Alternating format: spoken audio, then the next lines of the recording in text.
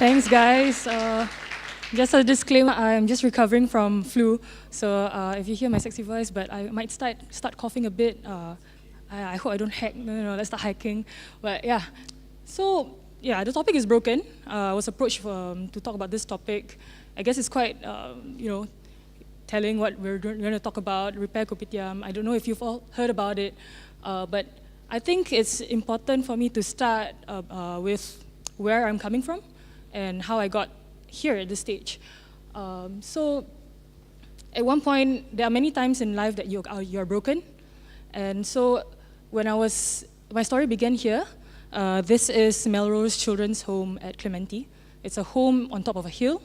So when I was 15, I was sabotaged by my classmates to join this competition to make to run a social enterprise. So I was 15, I knew nothing, and we had to partner with a volunteer welfare organization. And so we partnered with Melrose Children's Home. And when I was there, I met really awesome kids, people around my age, younger kids, and they were having lots of fun, they were fighting, and there was fun as well. And it just seemed like an ordinary thing. But then my teacher asked me, like, Farah, do you know why these kids are here? And I said, maybe because they don't have parents. And turns out, my teacher said that, Farah, these kids are kids who are abused, or kids who have parents who don't want them, or parents who can't take care of them because they are a bit loose up there. So that shocked me a bit. That woke me up. So broken perceptions. And basically that just changed how I viewed things around the world. And I questioned what my purpose in life was. And I really wanted to be a social worker. And that was funny because that was also the same year that the NKF scandal broke out. So if you don't know about the NKF scandal, it was a time when social work was really scrutinized because of something that happened in NKF, essentially. And people didn't want to be a social worker. So my teacher scoffed when I told her that I wanted to be a social worker.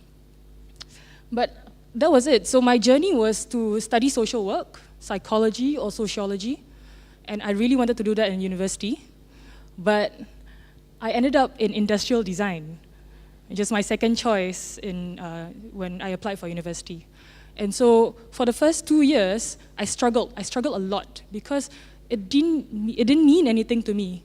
It meant that designing products meant that you're coming out with new things, you're making more stuff, you're making people buy stuff, and you're making useless plastics for people. That was like, oh no, I can't stand up for this. But, it's not that bad because eventually I reconciled that. One of those things that I really thought was interesting was biomimicry and design for social change. Oh, I want to tell you a story as well, because one of the design briefs was to design something, I think it was a television. Design a television that will last for another 2 years. That will last for 2 years. And I said, why? Why would you want a television that lasts for 2 years? And they said, oh, because we need to phase it out so that people will buy more television. I'm like, yay, great, wow, no, I'm not going to do that. So for the last 2 years of my university life in industrial design, I really thought about what I wanted to do. And that is how I ended up in Sustainable Living Lab. And in Sustainable Living Lab, Sustainable Living Lab is a social innovation lab. It's 5 years old now. When I joined, I was already 1 year old.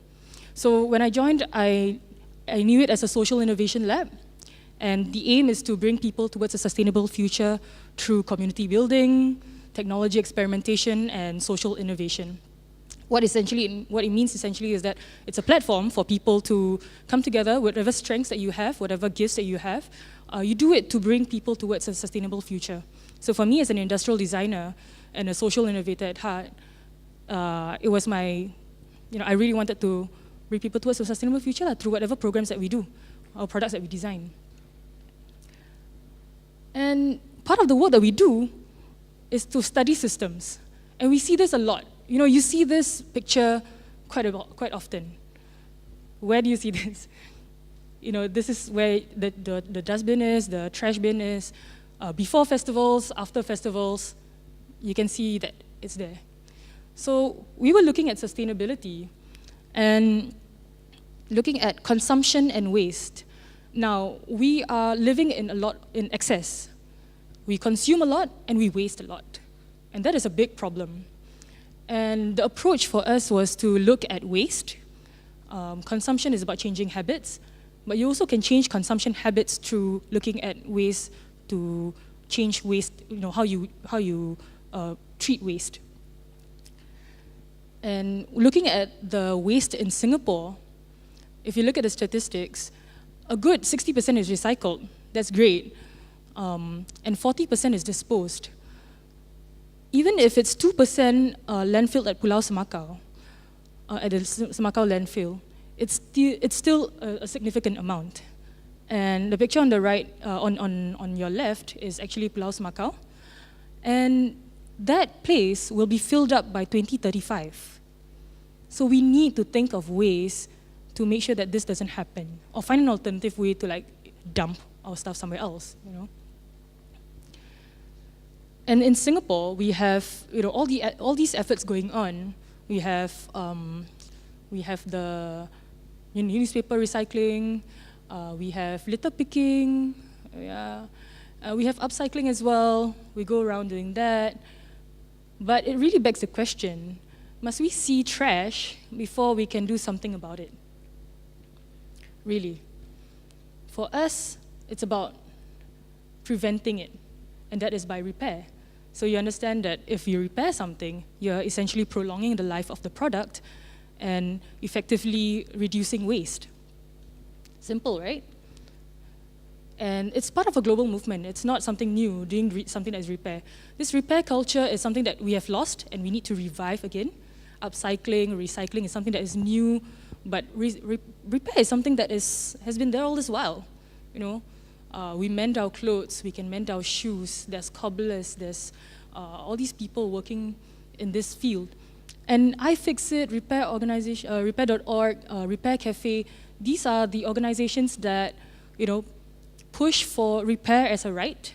So for iFixit, they try to lobby the government over 4 states in America to have a bill. They're trying to push for a bill where everything that you buy, comes with a manual on how to repair. That's awesome. But I just checked a few days back, it's been stamped down by the government because there are other companies that are stopping this from happening. But that doesn't, that shouldn't deter them from putting in more effort to it.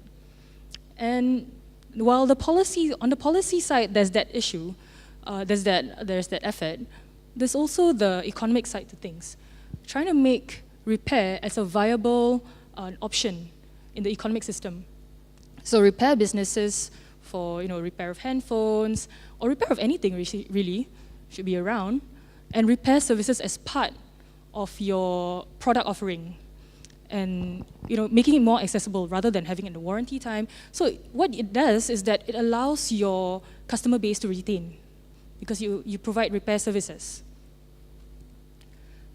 So there are many efforts out there. So for us in Sustainable Living Lab, we were figuring out how should we go about doing this. Should we run a workshop? Should we teach kids how to repair? Should we, what can we do? And we looked at how the world is today, the sustainability model again. If you look at the newspaper, essentially what you see, a big chunk of it is about the economy, followed by human interest stories, and then on Sundays we have something about the environment. On Sundays. But this is what the world should be, and this is what the world really is, because, by the way, we didn't make this model up, this actually exists already by some experts. We are all within this environment, and it's all interconnected. And whatever we do in the economy and the society affects the environment. So what we do now as we throw trash out, we just buy and we consume and then we get rid of it, it actually affects the environment. The society is also affected, our culture. And so our approach cannot be just one of, I want to address an environmental issue, so our approach should just be like, something to do with the environment. It has to be a dual approach. And so we took the socio-environmental approach, because as much as we want to protect and restore the natural environment, we also want to build and maintain positive social capital. What that means is that we want people to also learn repair skills, we want people to improve themselves, have that sense of agency to own what they have. If you can't fix it, you don't own it. That's what they say. And so we started Repair KOPITIAM, which is really a fun meetup. We train every Sunday on how to repair. We teach each other how to repair. We take inspiration from Repair Cafe, but we do a bit more from and a bit differently from how Repair Cafe does it. So we meet up, and every last Sunday of the month, we'll go to the Heartlands. We'll go to the Void Deck of Jurong and Tampines, and we would set up stall there, and we will invite the residents to come down and bring their broken stuff. And then we'll coach them on how to repair. So that's fun. And people just learn new skills, and people just, they come together and have fun. But we do a bit more than just this. It doesn't just benefit the residents, it also benefits the volunteers who come by. The volunteers serve the community by repairing for welfare homes, so wheelchairs, geriatric chairs, geriatric beds. And we also have this program for students, Repair at School programs, where they do it as part of their community service. They gain some empathy by interacting with the residents there. And then they also serve by repairing for the residents. So we've been doing this for 1.5 years now. And thank you so much. And we can see the changes. We can see that the residents wait on us. What happens is that we see recurring numbers or recurring patterns, like people coming in again and again. We also see new people, and when we ask them what exactly has changed, what they say is, so now that I know that Repair KOPITIAM is going to be at my void deck every last Sunday of the month, every time I have something I want to repair, I'll just set it aside. So that's a change, because people usually, when they have something that's broken, the first thing they think of is, okay, time to get a new one, okay, just throw it away. So that has changed, because they know that, since we're going to be at that place, these people are going to help me, I'm going to be there. So they don't realize that they are actually doing something for the environment. And we've been doing this survey we've been doing a survey to ask our participants and our residents, why are you at Repair KOPITIAM? What do you want to do? What is the benefit there? And 5% of them said that because it's good for the environment. 5%, guys. So it means everybody else thinks that it's not an environmental effort. They think of it as a fun activity. They think of it as a bonding activity with their children, intergenerational bonding. They call it testing my creative thinking skills on how to solve problems and everything. But yeah, that's a good 95% of them. And that is why we really valued that. And the people are not so broken anymore, that's what I'm trying to say. And over the 1.5 years, we collect a lot of stories. Whether we want it or not, they just tell us stories anyway. So Auntie Jenny here, she's one of the earlier participants. She came with her rice cooker and I think a chair with her husband. She came from McPherson, she came to Jurong, all the way down for Repair KOPITIAM to repair that rice cooker. It's a very old rice cooker, as you can tell. And we asked her, why you want to repair this? And she said, because it's my wedding gift. It's my wedding gift 40 years ago. So we were like, oh no, wow. There is this sentimental value. And we hear a lot of these stories week after week. And when we ask them at the registration, right, Auntie, why do you want to repair this today? And they say, sayang. This is a Malay word that is known by a lot of people, by many Singaporeans. What sayang means is love. I love my stuff. But sayang also means, what a waste.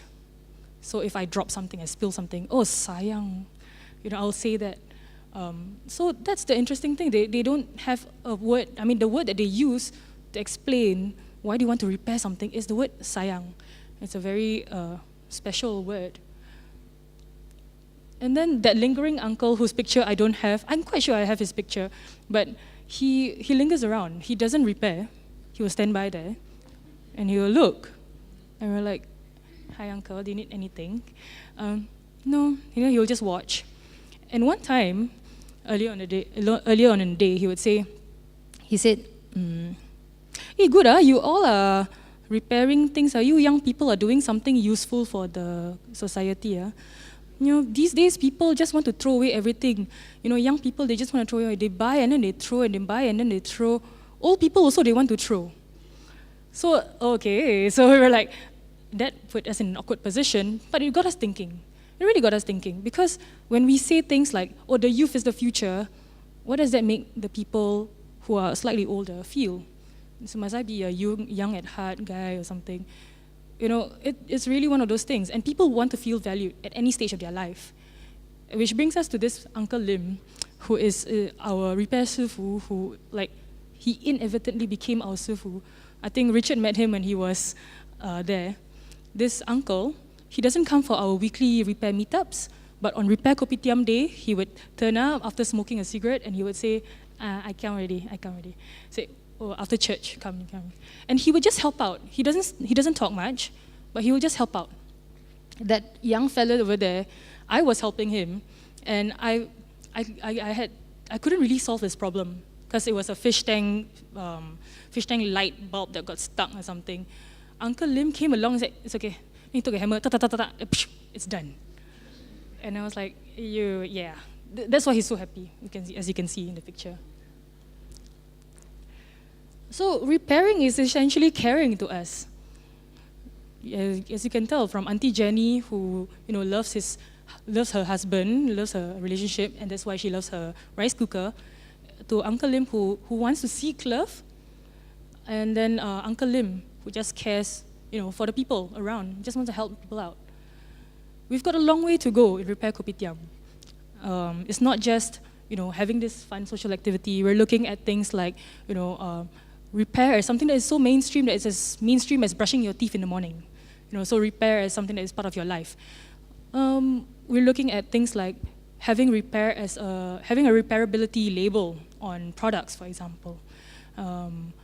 Having repair as part of your curriculum when you do design and technology. But I think at the end of the day, what we really want to do is build a society that cares. As long as you care, it will move. This culture, this movement would go on. And what is broken is not all lost. If you really love your barang, your stuff, you would fix it. So thank you very much.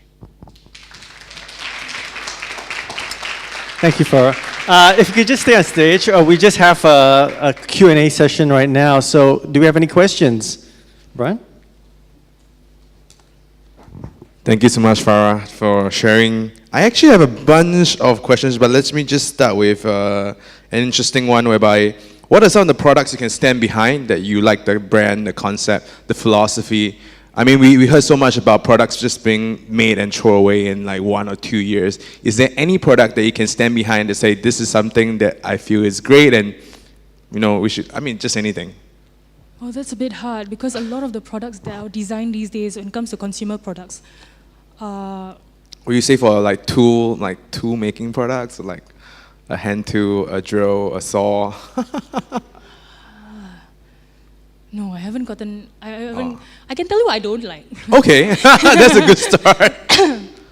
I can tell you that for every Philip iron that we come across, Philip iron. Any one of you who has Philip irons, it's from Philips. Let me tell you something. They have these screw heads that is not a normal cross or lined. It's a triangle. Oh. So you need to find a screw bit that is a triangle. So it's a specialized screw bit that Philip patented, and so you can't don't know if repair it's it, patented or not, and yeah, no one it's- else can, and Yeah, they're going to because charge it you annoys us. $100 every time you bring in an It iron. annoys us to no end because we will find that kind of bit and do it and open it up for the residents there, and then maybe we'll replace it. We'll replace it with another screw, so that in the future they can actually repair it. Yeah, so that's one Okay. I don't like. Can I ask one more question? Yes. So like, other than that, what are like some of the products that we throw away that we shouldn't really be doing? Not everything, but so that for us we can take home something. Okay, this is. Thank you for the question. I think it's good that that you asked this question because a lot of people throw away fans for some reason. Fans, the moment they don't turn, or the moment they don't oscillate, or you press the button and they don't work, it's already thrown. It actually can be repaired. You just have to open it up, check what's the mechanism for the oscillation, is something that you can fix. Irons is also something that you can fix as well. And kettles. Irons and kettles follow the same circuitry a bit, but yeah, they are things that you can repair very easily. Thank you. Okay. Do we have any other questions? I have a question if no one has a question. There's a question over there? Okay. I was wondering, what's your favorite tool? Repair tool. Oh. What's your favorite repair tool? My favorite repair tool would be the screwdriver with the many, many bits. There's this special 32 bits kind of screwdriver that you can interchange with different bits, and then you can open up anything, and that's fun. Yeah, you can find them at normal hardware stores. Could you tell us a little bit? Oh, sorry. Question? Wait, just hold on, please. We're just recording this. Hi, I'm Bridget. I'm curious about the demographics. Usually, who are the people who turn up? Because in my own experience, it used to be old people tend not to want to throw things away. Just wondering who are the folks who would turn up. You're right, Bridget. It's people who are above 55, because we do a survey every time. So the 35 to 55 takes on second place, and they bring their children around for that. And then there's most of them will be the older generation. Yeah. But the younger generation will be the ones that the older people bring, because the older people will say that I cannot see, so they'll have to bring their children along to help see when they repair stuff. So yeah. Okay. Just a quick question. How do you recruit the people who actually repair the things, and what sort of training do you have to give them? Is it on the job, or, because you have so many different types of items coming in, I'm sure. Yeah, so we really don't know the kind of people we'll get. But we've been very lucky because people who have been coming in, they come from all backgrounds, and they teach each other. We do have a set curriculum right now on how, the approach to repair for electrical appliance, for furniture, and for fabric. But back then, when we started out, we had just a Facebook call, and we started with 9 people. Now we have 60. The people who came by were people who are in higher management, and they used to be electrical engineers. Back in the day when they were younger, they used to be electrical engineers. They used to be hands-on a bit more, but now they're on the senior management. So now they want to go back to that. They want to start tinkering again. So yeah, we get that sort, and then we also get. And how, if somebody here was interested in getting something fixed, how do they get in touch with you, or when's your next event, or? Oh, right. Okay. So Repair KOPITIAM has its own website and Facebook page. Just Facebook Repair KOPITIAM, and there is a sign up over there. And on Sunday is our Repair KOPITIAM. The venues will be at Jurong West Avenue 1, Block 425, and another one is Tampines Block 819 at Tampines Street 81. Okay. Yeah. I think we have a question over there. Just hold on, please. I'll just get the mic to you. No, we just. I think they need to Sorry. they have to catch Hi, Farah. So my question is actually, it's great that there's this event, but I think if we want to make everybody kind of more repair conscious, I was wondering, do you have any suggestions? Because I think one of the reasons why lots of us don't repair is because it feels very daunting to us to open up something. We don't want to break it more than it already is broken. So how do you think we can kind of lower the barriers to making repair more accessible for everyday people? We started Repair KOPITIAM with that intention in mind because people do find it daunting. So when they turn up at these venues, they will start off by, they will be a bit, uncomfortable with repairing something because it's already broken. But like, I don't want to open it up. But that's where our repair coaches come in to encourage people to, oh, don't worry, you just have to open it. I will hold this for you. So it's supposed to encourage lah. I think the human touch is there to get people to be less afraid of opening up their stuff. Any more questions? The gentleman. Oh, wow. It's like, many it's a questions. flood. Just to start from this front. Hi, what's the most complex project you guys have worked on? I'm sorry? The most complex project you've worked on? Oh, the most, something that's come in that's really broken and you guys have kind of thought, this is hopeless, but you've managed to fix it. Nothing is hopeless. What are you talking about?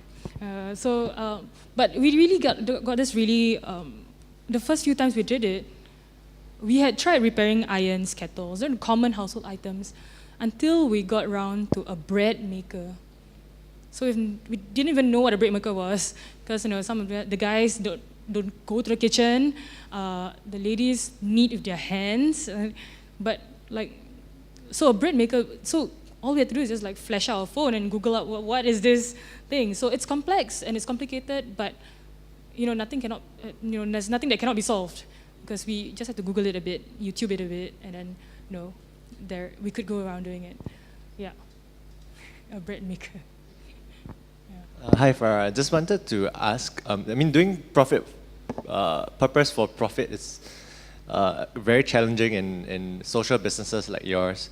Do you have any advice on how a young company like Sustainable Living Lab is able to generate profits to be sustainable? Profits, I don't know if we can, consistently make profits. I would say revenue, just to keep the company going, just to keep people paid, just to grow the company even further. I think from a startup to a mid-sized company right now, I think we're doing fine. But I think the advice I would really give is to be very creative about your business model. So how Repair KOPITIAM is part of a repair project. So the Repair KOPITIAM is a free public program that we sought maybe about 50% funding from the government, but the other 50% is cross-subsidized by the programs that we created, like the Repair at School program or Repair CSR program that we did in these organizations and schools, and that would help support Repair KOPITIAM, free public program for everybody. Yeah. Okay, Farah, I've got one, maybe the last question here. So you got a group of graphic designers, product designers, creative directors. What would you want them to do more of, or what would you want them to do less of to sort of help fix the broken system? I think in the whole scheme of things, thinking about sustainability is something that should not be an afterthought. Sustainability should be part of the whole process of designing something.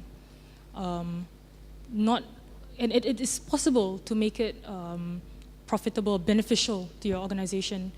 If you look at the concept of circular economy, for example, so the world right now is on a very linear economy where you extract resources, you manufacture stuff, you let it be consumed by people, and then after that you get rid. And it inadvertently, gets creates a lot of waste along the process. But in product design, for example, you can actually make stuff that the afterlife of the product could go to something else.